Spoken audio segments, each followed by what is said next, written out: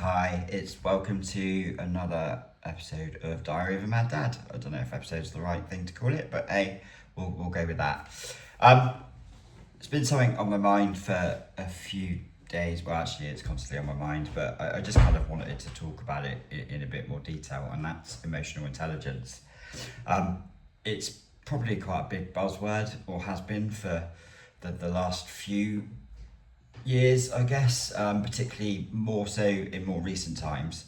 And in one of my first job roles within what I currently do, which is essentially specialist recruitment, it was used really as a way to kind of beat you down, by kind of saying you're not emotionally intelligent enough, you're not this, you're not that, etc. So it kind of really bothered me because I don't think it's a lack of emotional intelligence. It's more to do with a past of just generally being a bit more careful about who you let in. I've been burned loads and loads of times in the past by people that say that that they're your friends, and then they kind of just stab you in the back, or they just become really horrible to you. I mean, this is going back, to like sort of childhood, etc. I mean, we probably all experienced it. You'll have that, that kind of friend or friends, that 1 minute that they're your best friends, and the next day, for no apparent reason, they just don't like you anymore. And I think I'm that sort of type of person that kind of takes these things to heart a little bit too much, perhaps more than I probably should. And then whenever you go into a new kind of social setting, I put the defences up, and I make it quite difficult for to let people in. I'm much more comfortable with small groups of friends. I don't let a huge amount of people in too much, or at least I try not to, mainly for that same reason. And particularly within a workplace, I've always, particularly in a competitive workplace, so a sales driven, target driven type workplace, where you have to be wary, right? That yes, you can build kind of friendships and stuff, but I know for a fact that people will, screw you over. If you said the wrong thing or do the wrong thing or something, not even in a bad way, but they will use that against you. And then, it just, and that was generally my experience for this particular company I started working for in 2014. I was there for about 6.5 years. It wasn't all bad. I learned some really, really good stuff there. I also was able to really secure a much higher earnings, which I'm fairly quickly within that role. I became really good as a recruiter, an all-round recruiter. So I covered things like account management.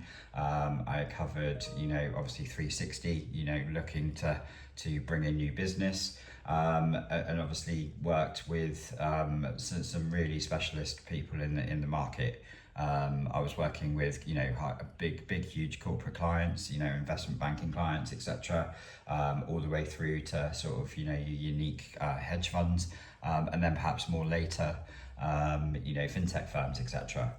And my start within that company was really, really good. I built, some good connections very quickly, not just externally, but also within the group. There were some people there that I really liked and that I kind of looked up to. It was going really well to a certain degree. I found it quite tough because I literally only I was probably one of the older ones. I was 34. And most of the peers within the group were sort of mid to late 20s. And that they weren't necessarily married. They certainly didn't have children. So I was going in with I've been with my my wife, although she wasn't my wife at the time, for a very long time. We'd had our first child in 2012. and not long into my working life there, in 2015, my second child was born. So the reason why that is important is because the outside culture within a sales environment, particularly within recruitment, is obviously very much focused around drinking as much and doing pretty much as much drugs as you possibly could. And that's something which I struggled with, obviously, because I couldn't really join in to a certain degree.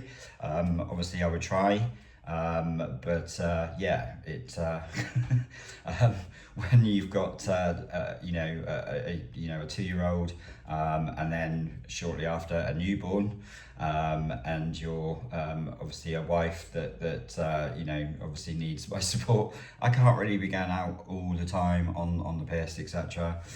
It's not good. And I knew what went on in these drunken nights. I did attend a few, but I quickly became someone that wasn't necessarily part of the inner kind of core, and I think that actually hurt my career there, because I wasn't part of this kind of select group of people that were always together, inside and outside of work. And later in my career there, it really kind of transpired that because of that, I was probably not seeing as much, and not really missing out, I suppose, but I probably just wasn't part of that sort of inner echelon of people that would make decisions, etc. And I probably just generally wasn't a part of it. Anyway, I digress a little bit. The reason why I'm talking about this is because probably 4 or 5 years in, the company decided that they were going to profile every single individual within the company. So they would do the Myers-Briggs personality test, which was fine. More than happy to do that.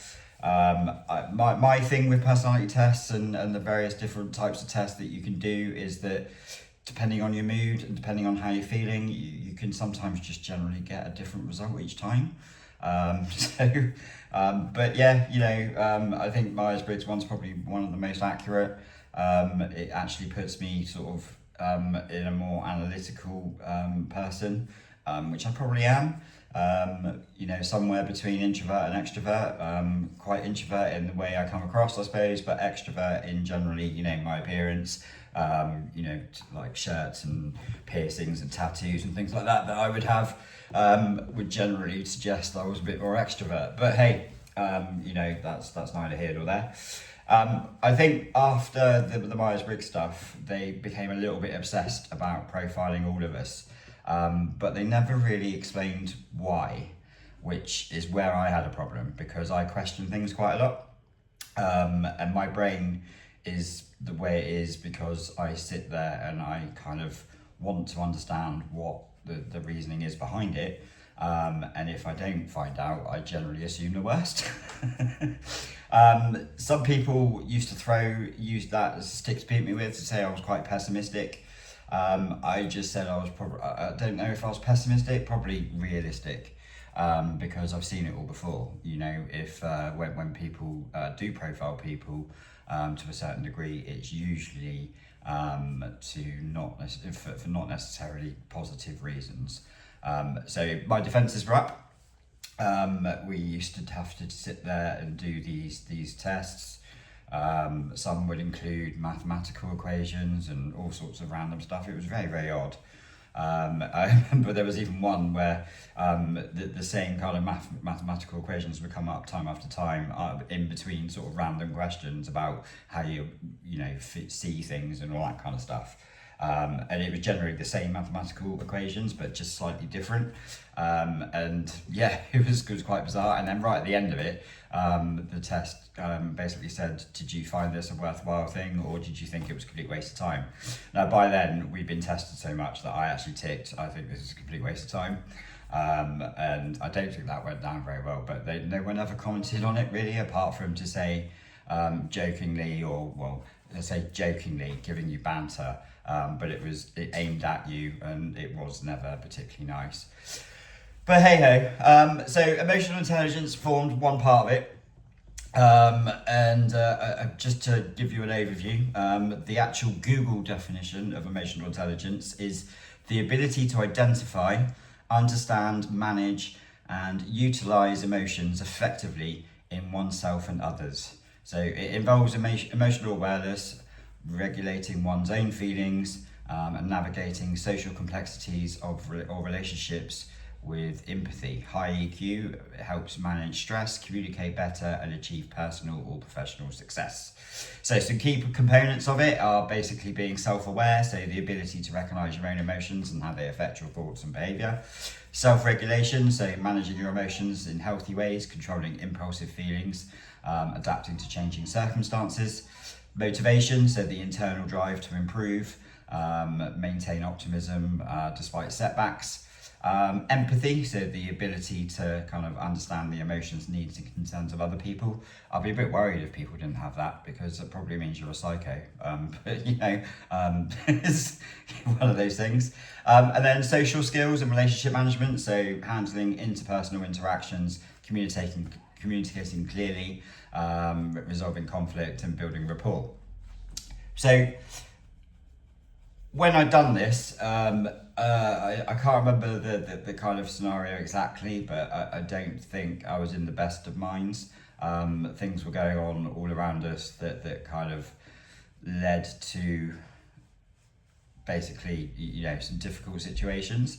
And when I'm put in a difficult situation, I kind of go into a fight or flight response. So adrenaline goes really high. And then when people are asking you questions, I generally will not ever be able to actually speak properly. It gets to that point where the adrenaline is pounding so much that you kind of go, hang on a minute, I don't like it. What if I talk now? Either I'm going to say the wrong thing or it's going to come out completely wrong. So I would generally not speak, or I'd need to go outside for 5 minutes. I smoked quite a lot then, so generally go outside for a fag. And that was kind of looked down upon, as if to say you're not emotional intelligent, therefore you probably won't be particularly good in this job role for the rest of, for however long, which was total bollocks, to be honest. And I was sick to death of it. My self-awareness and the ability to recognise my own emotions, yeah, I could recognise that. So I recognise that, when I'm in a bad mood, I'm not going to deliver. That's pretty obvious. I think it's the same for most people. If you're in a good mood, you tend to deliver better results. Yeah, obviously. Self-regulation, managing your emotions in healthy ways. So yeah, there are things that you can do to kind of do that. I think, trying, which is something that I'm obviously trying to do now because it's a huge, thing around mental health. And in terms of managing your emotions in healthy ways, a lot of people that I worked with actually were near on alcoholics, and if not drug addicts. So you tell me, were they managing their emotions in healthy ways? No, they weren't. Did I come home and do drugs and do loads of alcohol? No, I didn't, funnily enough. I was a married man with 2 children. There's not a chance in hell I was ever going to do that. Motivation, so the internal drive to improve, take initiative, maintain optimism. Probably the one thing which I kind of do struggle with. So when things are against you, I can sit there and go, actually, yeah, we can do this. But usually I'm the first one that will say, well, I do kind of need a hand, a pat on the back or a hand around the shoulder just to put you in a good place. I think most people need that though, don't they? In terms of motivation, if things aren't particularly going well, there's no point in putting people down. It's probably the right time to actually go put a hand round and go, yeah, you've got this, we can do this, have a bit of support. Empathy, guess what?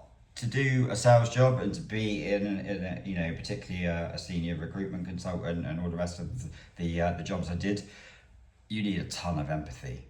The ability to understand the emotions, needs, and concerns of other people. Christ, yes, you definitely need that. Not only are you, trying to build a relationship with people so that they, potentially take the role that you have.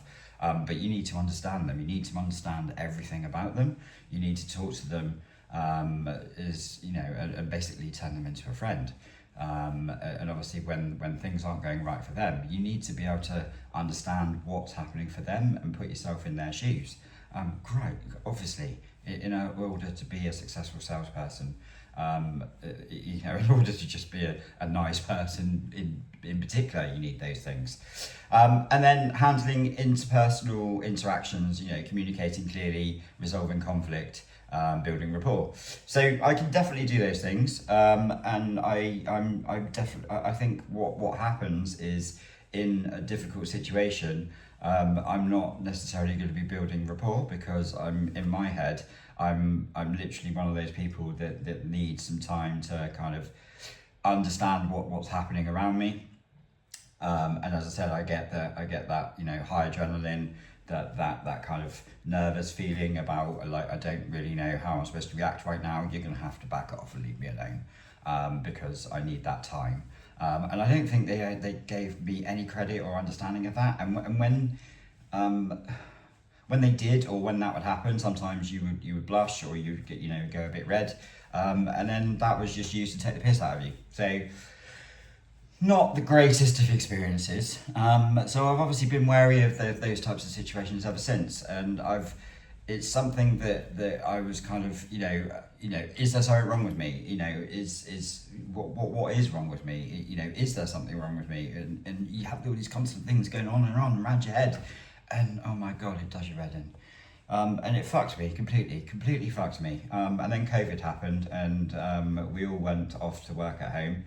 And at first I would, obviously the same as everybody else, was a bit unsure, settled into it pretty quickly, and actually felt a lot better because I didn't have that constant stuff going on around me.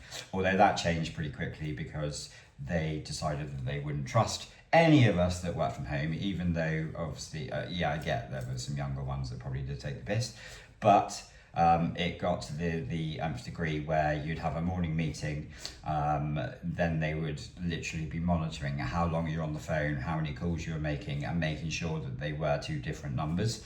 And then, it was hell on earth, to be honest, working from home with them, because there was no trust at all. You'd then have an afternoon catch up as a small team, usually about 5 of us. And you'd be expected to deliver results in a situation where it was very difficult to deliver any kind of results, because the businesses we were working in were all kind of going, right, well, we can't hire anyone at the moment, we're not going to do anything at the moment because we're in this situation, we didn't know how long it was going to last, and they expected miracles. We were targeted at 3 to 4 deals a month. And I remember just not long before I left and took voluntary redundancy, they were like, your target's now 6 deals, and you've got 2 or 3 weeks to do it. And I was just like, I kind of found it really funny, but they were like, why are you finding that funny? And I'm like, you're not being serious, right? But yeah, they were. So I was just like, right, this is just the beginning of the end, and it was utterly diabolical. The situation they put us through. Bearing in mind, I was obviously trying to help my wife homeschool 2 children at the same time as work my ass off. And it made for a very, very stressful situation, which was generally horrible. So what have I come to realise about that is that, contrary to their belief, I am actually quite emotionally intelligent. I've definitely got the social skills and relationship management. I just am wary about who I use that with. But when I'm talking to in a work setting, talking to people I need to talk to, like candidates, for example, then obviously I spend a huge amount of time with them, and they let you down sometimes, and I'm sure they think I let them down sometimes. But that's just part and parcel of it, and I don't see it as a bad thing. Empathy, definitely got loads of that. Motivation, yes, I am very much motivated. I'm motivated because I have a family, and because I want to support them, and because I have 2 children, and I want them to have a much better life than I ever did growing up. Not that my mum did anything particularly wrong, but we didn't have family holidays when I was a kid. We didn't do X, Y, and Z when I was a kid. So that has always been my prime motivation, is to make sure that these kids aren't, have that kind of experience. It's not just about the stuff you get them. Life is much more about the experiences you can give them. So spending time doing things with them, taking them out to, here, there, and everywhere, taking them on holiday and all that kind of stuff is the most important part. So I've always been very motivated by those things. So if someone's in a situation where you are wondering about emotional intelligence, or you're it's being used to beat you and over with, review it, look at the quoted Google definition, and kind of just sit there and go, actually, I probably am okay. It's probably more the situation that I'm in that isn't okay, and that's what I've kind of deduced. And in terms of looking at positives, there's plenty of positives that I've tried to remind myself every day. I think they call them affirmations. So making sure that you remind yourself what you've got, in terms of, I've got a house, I've got a roof over my head, I've got food in the fridge, I've got a family that love me, I've got friends that count on me and love me. I'm lucky to have all of those things, and then you just kind of go from there. I hope that's been helpful. I'm more than happy to get more personal and show a lot more of my journey so far, and I'm really looking forward to sharing that with you, because it actually helps me. Whilst this video might be slightly messy, slightly all over the place, it's raw and it's live and it's just me. I'm not technically proficient to kind of edit things as much. I will learn, but I also think that natural videos like this can actually be quite good, and just kind of how we all are. So anyway, if you enjoyed this video, then please give it a like. I'd love it if you could support me and obviously subscribe to me. I'm hoping that that the content will obviously be very, very similar to this. There'll obviously be some good times, there'll obviously be some bad times, but that's life. So join it with me and see where we go. If you want to talk about your own experiences, please do feel free.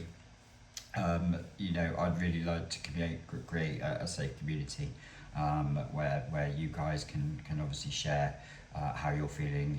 Perhaps you've had some issues with emotional intelligence, or the way people have tried to use it to try to attack you, etc. And yeah, hopefully you might find this a bit helpful. Anyway, this is Diary of a Mad Dad. My name's Gav. It's been really nice to have that support so far. So please carry on. Love you all. Take care.